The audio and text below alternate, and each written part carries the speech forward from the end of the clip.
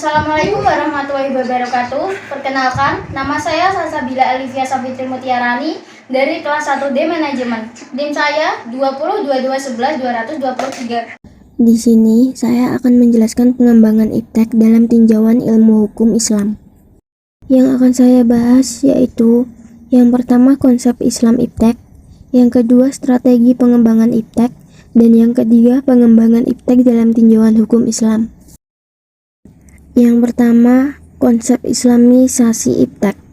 Islamisasi ilmu pengetahuan pada dasarnya merupakan suatu respon terhadap krisis masyarakat modern yang disebabkan karena pendidik Barat yang bertumpu pada suatu pandangan dunia yang lebih bersifat materialistis, sekularistis, relativistis, yang menganggap bahwa pendidikan bukan untuk membuat manusia bijak, yakni mengenali dan mengakui posisi masing-masing dalam tertib realitas tapi mandang realitas sebagai sesuatu yang bermakna secara material bagi manusia, dan karena itu hubungan manusia dengan tertib realitas bersifat eksploitas bukan harmonis. Tujuan ilmu pengetahuan yaitu yang pertama, tujuan pokok bagi orang yang menekuninya.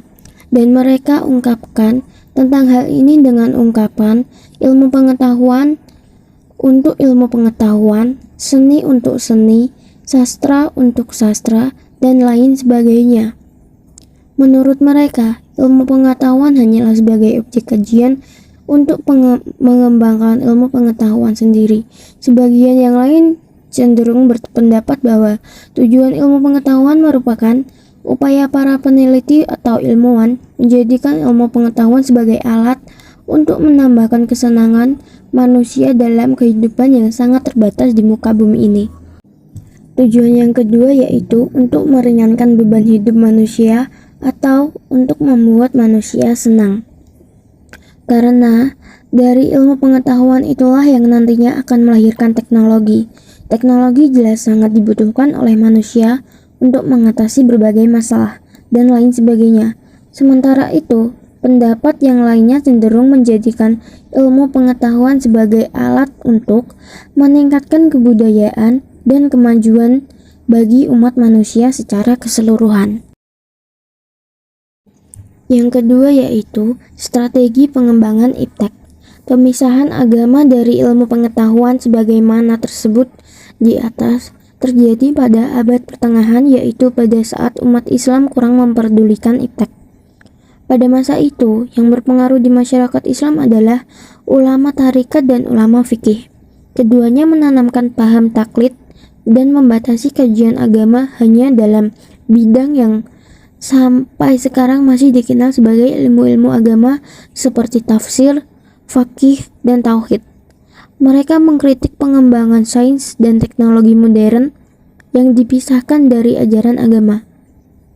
Seperti yang dikemukakan oleh Muhammad Naqib Al-Attas 1981-47-56, Ismail Raji Al-Faruqi 1982-3-8 dengan tujuan agar ilmu pengetahuan dapat membawa kepada kesejahteraan bagi umat manusia.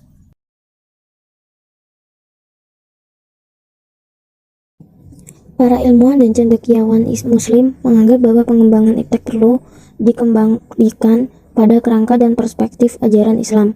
Sejak itu, gerakan islamisasi ilmu pengetahuan digulirkan dan kajian mengenai Islam dalam hubungannya dengan pengembangan iptek mulai digali, dan gagasan yang paling canggih, amat komprehensif, dan mendalam yang ditemukan dalam Al-Quran ialah konsep ilmu.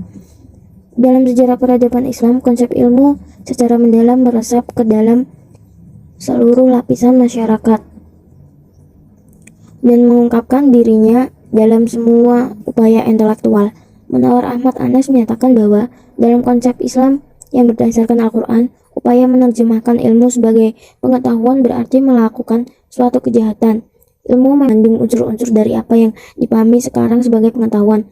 Selanjutnya, jika di Eropa sains dan teknologi dapat berkembang sesudah mengalahkan dominasi gereja, sedangkan dalam perjalanan sejarah Islam, ilmu dalam berbagai bidangnya mengalami kemajuan yang pesat di dunia Islam dan pada zaman klasik, yaitu zaman Nabi Muhammad sampai dengan akhir masa Daulah Abbasiyah di Baghdad. Di sini ada 12 langkah Al-Faruqi dalam rangka pengembangan Islamisasi IPTEK. Yang pertama, penguasaan disiplin ilmu modern, prinsip, metodologi, masalah, tema, dan perkembangannya. Yang kedua, survei disiplin ilmu. Yang ketiga, penguasaan hasanah Islam atau ontologi. Yang keempat, penguasaan hasanah ilmiah Islam atau analisis. Yang kelima, penentuan relevansi Islam yang khas terdapat disiplin-disiplin ilmu. Yang keenam, penilaian secara kritis terhadap disiplin keilmuan modern dan tingkat perkembangannya di masa kini. Yang ketujuh, penilaian secara kritisi terhadap hasanah Islam dan tingkat perkembangannya di masa ini. Yang kedelapan, survei permasalahan yang dihadapi umat Islam. Yang kesembilan, survei permasalahan yang dihadapi manusia.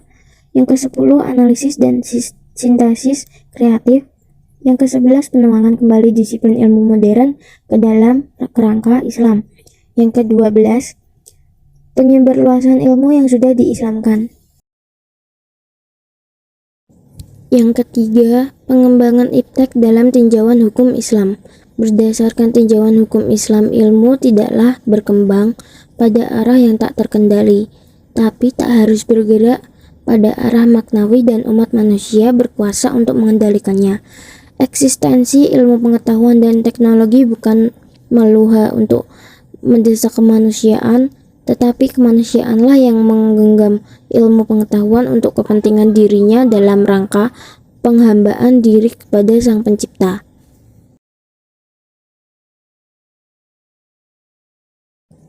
Berikut beberapa prinsip konsep ajaran Islam tentang pengembangan ilmu pengetahuan dan teknologi.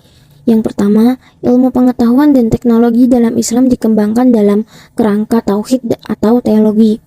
Yang kedua, ilmu pengetahuan dan teknologi dalam Islam hendaknya dikembangkan dalam rangka bertakwa dan beribadah kepada Allah Subhanahu wa Ta'ala. Yang ketiga, ilmu pengetahuan dan teknologi harus dikembangkan oleh orang-orang Islam yang memiliki keseimbangan antara kecerdasan akal, kecerdasan emosional, dan spiritual yang dibarengi dengan kesungguhan untuk beribadah kepada Allah Subhanahu wa Ta'ala dalam arti yang seluas-luasnya. Yang keempat, ilmu pengetahuan dan teknologi harus dikembangkan dalam kerangka yang integral, yakni bahwa antara ilmu agama dan ilmu umum, walaupun bentuk formalnya berbeda, namun hakikatnya sama, yaitu sama-sama sebagai tanda kekuasaan Allah Subhanahu wa Ta'ala. Sekian materi yang dapat saya sampaikan, semoga bermanfaat dan maaf apabila ada kesalahan. Terima kasih. Wassalamualaikum warahmatullahi wabarakatuh.